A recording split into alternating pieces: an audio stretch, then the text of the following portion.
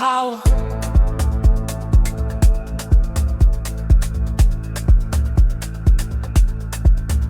Power.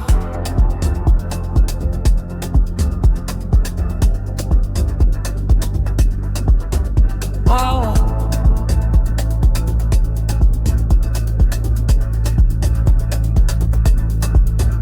Power. Being unconquerable lies with yourself. Power. It is your responsibility alone to recondition your cultural conditioning. Power. Be strategic about it. Flip all hand-me-down scripts. Power. Push all taken for granted envelopes. Challenge all ideological indoctrinations. Power. Turn the tables on all dogmatic delusions. Think outside the box of the chain of obedience that keeps the profoundly sick society propped up. Be the hero of your own story. Become a force of nature.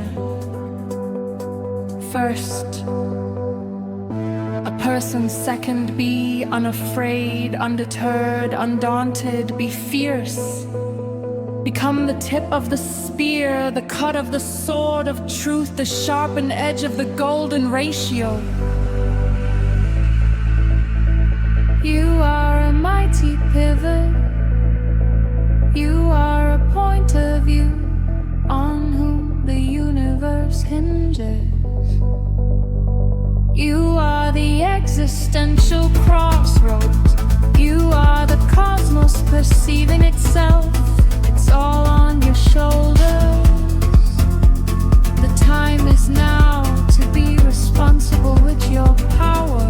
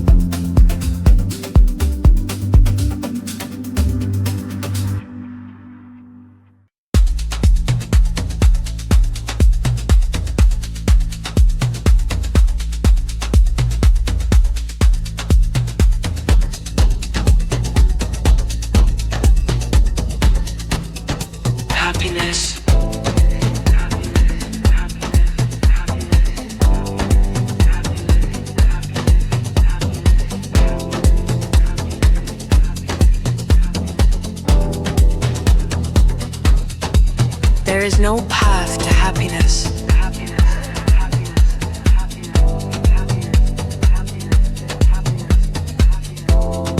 Happiness is the path.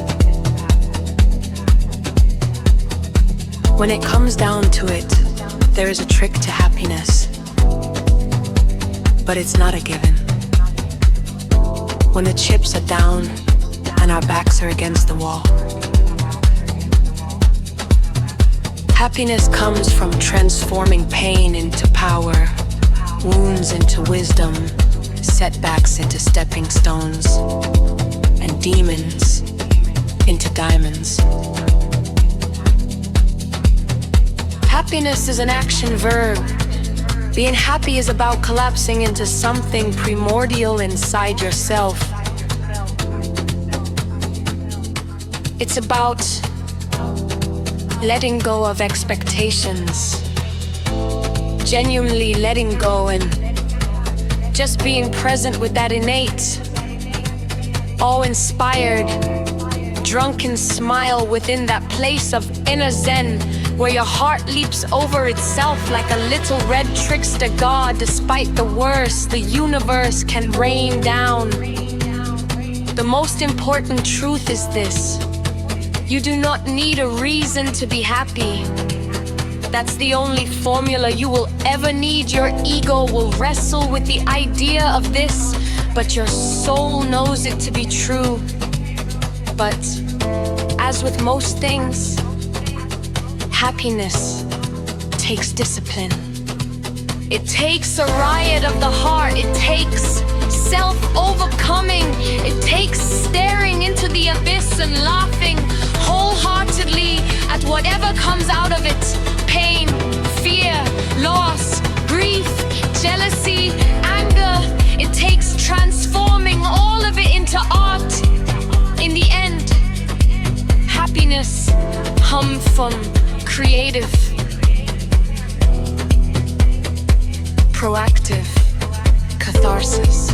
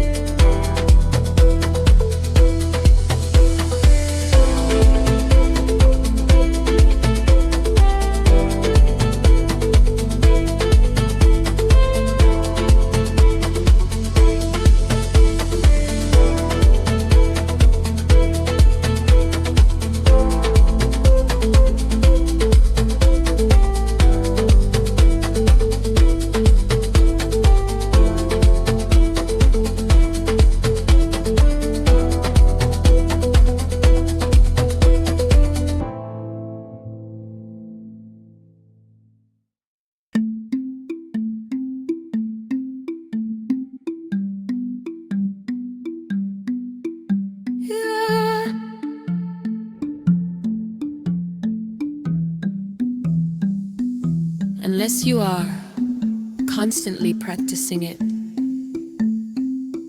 this dying and being reborn, you are only a guest on this dark planet Earth. The art of healthy ego annihilation. Question yourself, destroy yourself, rebirth yourself.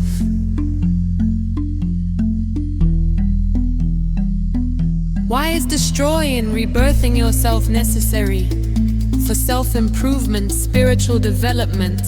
You destroy your codependent self so that your independent self can emerge with the courage to become an interdependent force of nature. In other words, your ability to adapt and overcome is directly proportional to your ability to self-overcome. Sometimes the only way to discover that the door to your jail cell has always been open is to lose the mindset that conditioned you into thinking that you were trapped.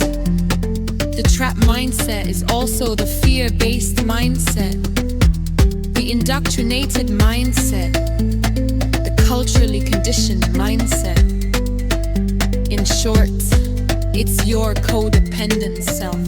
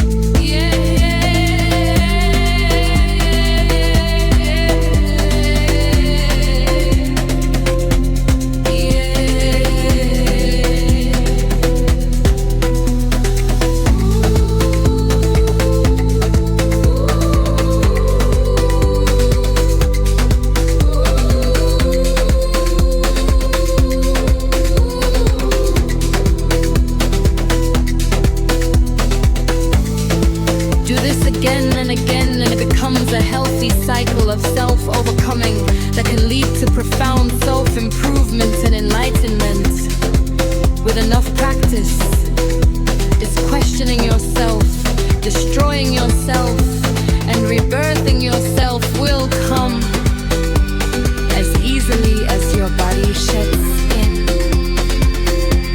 Still.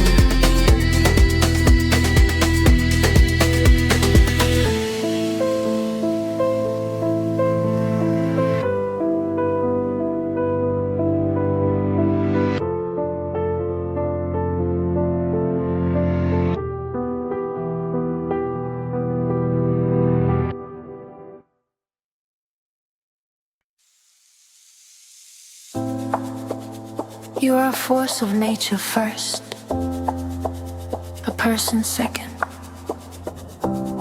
Society would have you believe the opposite of this, that you are a person first. You are not. You are nature, and nature is you. You are primal. You are blood and bones. You are compulsive, anxious, sexual, tender, ornery, playful, dazed and confused. And that's okay, or it should be. But society breathes down your neck. Culture pigeonholes you, forces eye guards on you, keeps you in line.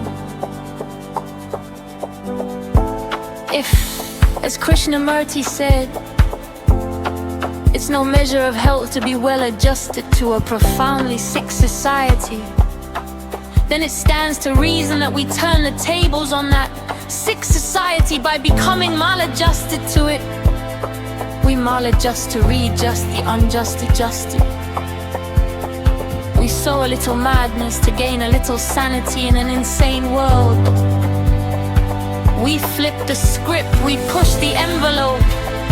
We flatten the box that everyone claims to be thinking outside of.